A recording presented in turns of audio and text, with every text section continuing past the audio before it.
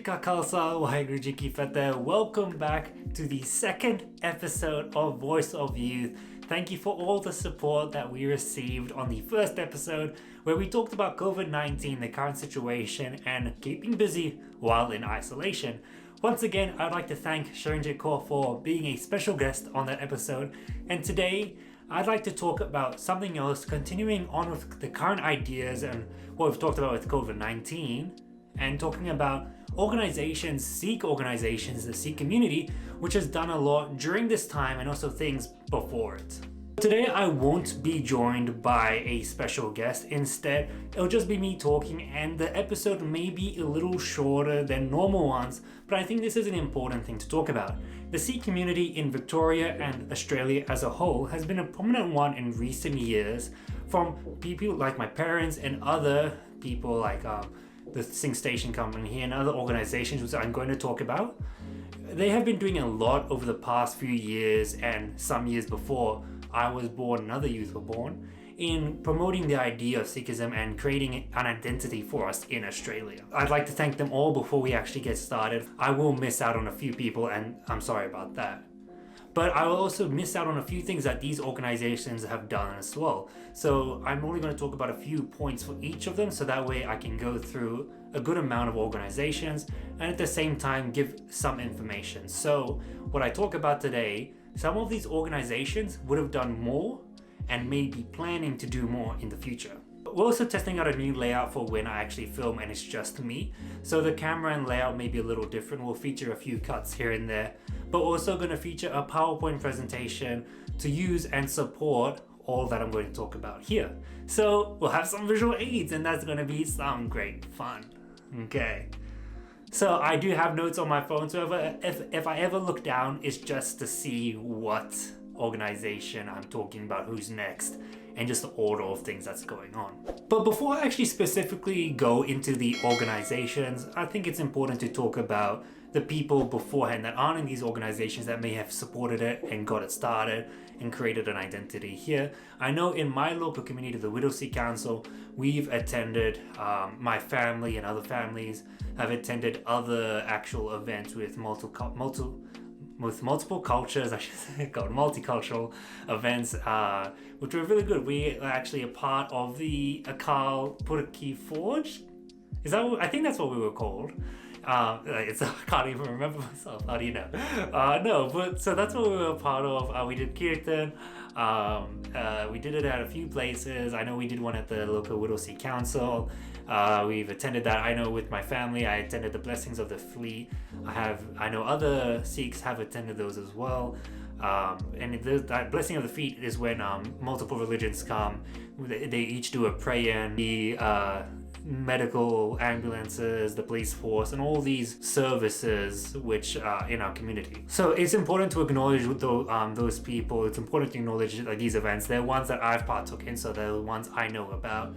As the Kirtan we've done, we've performed in front of other religions, in front of other religious leaders. We ourselves have listened to other people. We've gone to Harmony Day, and I know there are other people, Sikhs, that have gone to those as well, some of which I will mention in these organizations. And it's always great to see that. It's always good to have that support and put the Sikh image out there in a positive manner. And I think that's the most important thing. For us youth, we have all these opportunities, especially in this ever-changing society, and taking advantage of these are the main thing we can do. And there are always a lot of organizations or ideas that start up, they get going, but then whether it's because of funding or if it's because of people lose interest or the actual volunteers themselves, they lose interest as well, and what happens is that organization or that group slowly falls apart and stops doing what they're doing, and that happens a lot. It's something that is always going to happen, but it's important to take every opportunity as it comes, because everything is a step forward, and any experience, even negative ones, can help push you or push others and just help the Sikh community as a whole. So once again, there are going to be a few organizations or groups that I am going to miss out on. I'm sorry about that, and I won't be going into too much detail about each of the organizations that I do mention. I'm just going to go over a few points here and there.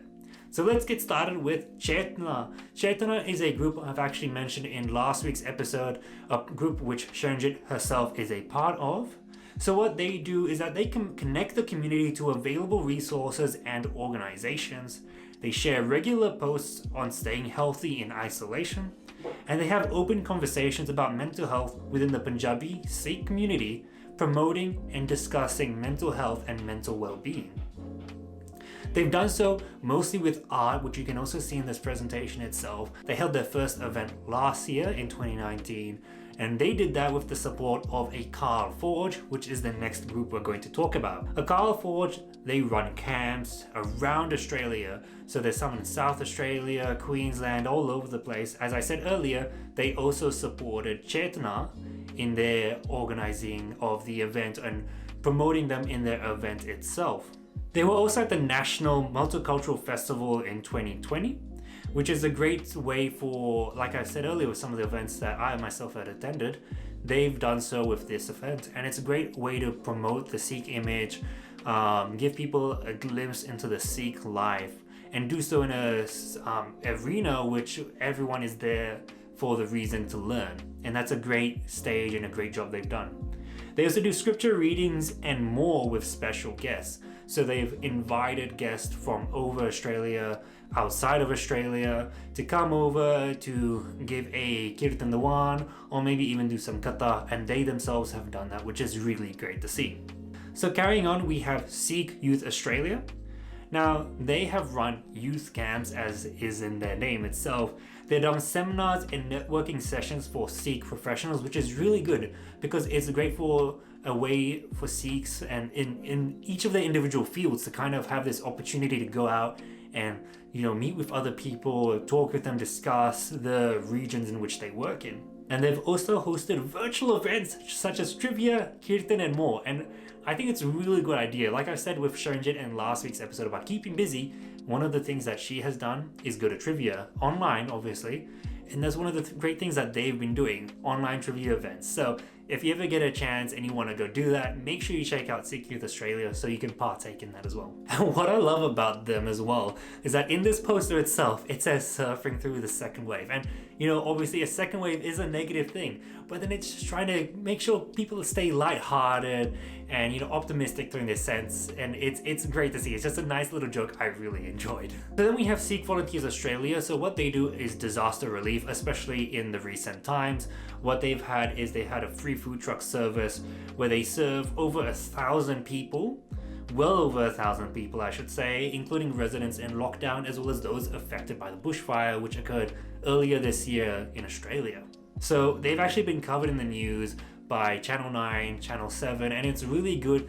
It's a really great stage for the Sikh people to show off the seva we do. And obviously seva is selfless. We don't do it for the attention.